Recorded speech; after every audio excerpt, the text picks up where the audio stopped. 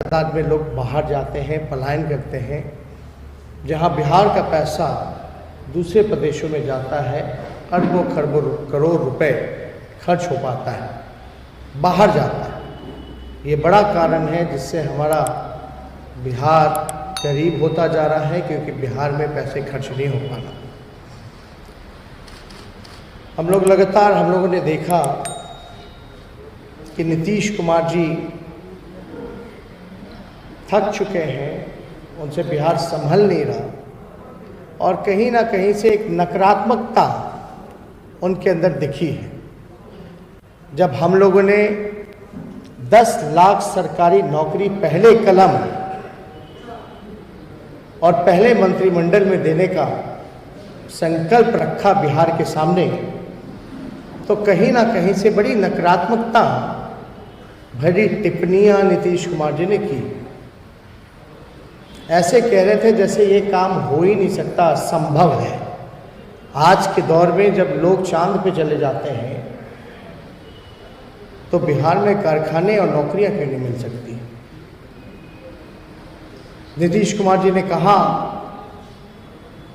कुछ बात तो ऐसी बोली जिससे निजी हमला उन्होंने किया कि क्या अपने बाप के पास से पैसा लाएगा, इस तरह की बातें उन्होंने कही।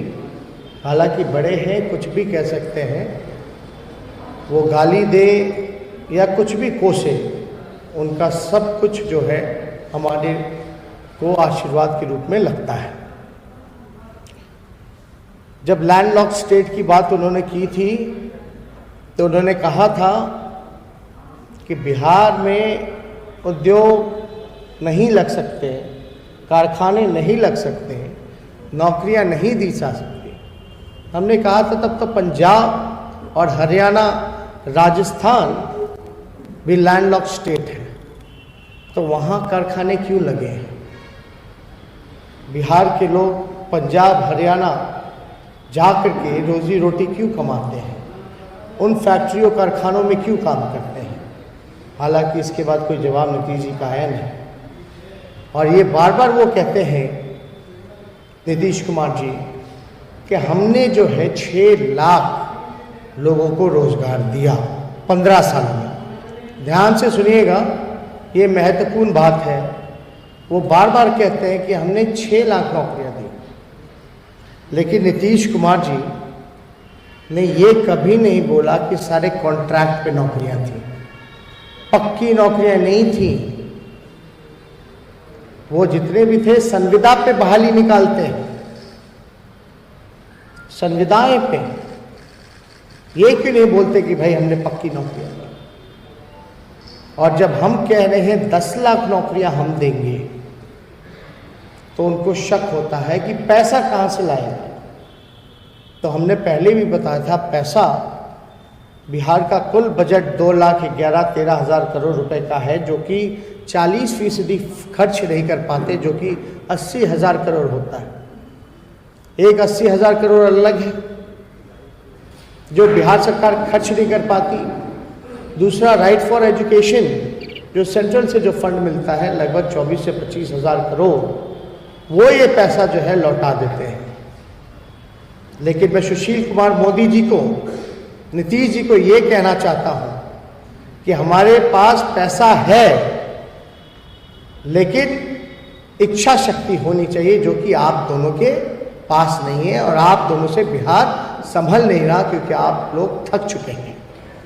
अगर फिर भी नीतीश जी को, सुशील मोदी जी को लगता है, तो अगर हमारी सरकार बनेगी तो मुख्यमंत्री, मंत्री या विधायकों का सैलरी भी अगर लेना पड़े, तो हम लोग जो है उस सैलरी को हम लोग लेकर के नौकरी करने वाले जितने हमारे लोग हैं उनको देने का काम करेंगे, और मुख्यमंत्री, मंत्री, विधायकों को सैलरी नहीं मिलेगी। अगर फिर भी संदेह है तो। दूसरी बात, हम ये कहना चाहते हैं कि संविदा पे जितने कर्मियां हैं, कर्मियों को हम लोग जो है नियमित करने का काम करेंगे। हम लोगों ने पहले भी बोला, जितने नियोजित शिक्षक हैं सभी लोगों का जो आंदोलन रहा समान काम समान वेतन को लेकर के, उन सभी को जो है अधिकार समान काम समान वेतन का हमारी सरकार देने का काम करेगी। स्वयं सहायता समूह हैं, जीविका दीदी, आशा कर्मी, आंगनबाड़ी,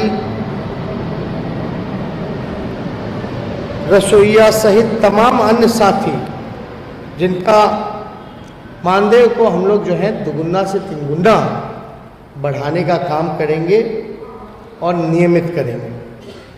और ख़ास तौर पर मैं बताना चाहूँगा और ऐलान करना चाहूँगा कि शिक्षा के क्षेत्र में लालू जी के समय, राबड़ी जी के समय बिहार को 7-7 विश्वविद्यालय मिले।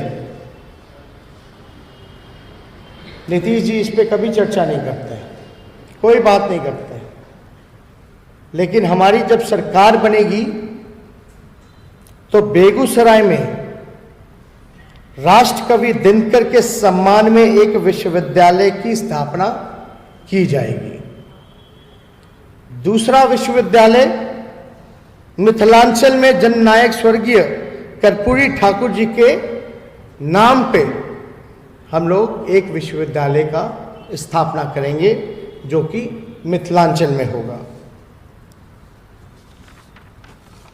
बीपीएससी का आप लोगों को हमने पहले भी बताया कि लेट लतीफ़ा के कारण जो नौजवान युवक परीक्षा की तैयारी करते हैं, क्योंकि नौकरियों में, सरकारी नौकरियों में एक उम्र का टेक्निकल उसमें रहता है, फॉर्मेलिटी रहती है कि एक उम्र के बाद जो है वो सरकारी नौकरी में एप्लीकेबल नहीं हो पाते हैं।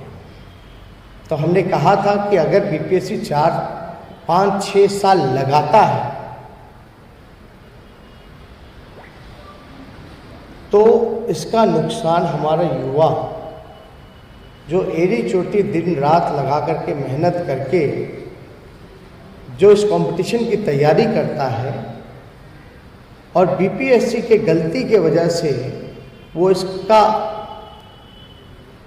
हर्जाना भुगतता है, उसके लिए चाहे सामान्य वर्ग के भाई या आरक्षित वर्गों के, उसकी उम्र सीमा को हम लोग बढ़ाएंगे और साथ ही साथ और भी अवसर हम लोग जो है पैदा करेंगे।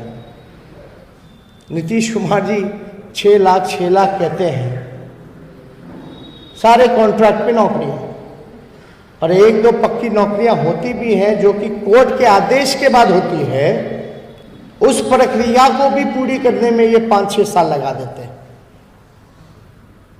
तो अगर हमारी सरकार अगर बनेगी तो समय सीमा के अंतर्गत लोगों को उनका अधिकार हम दिलाने का काम करेंगे। साथ ही साथ ग्रेजुएशन में, यूनिवर्सिटीज़ में जब लोग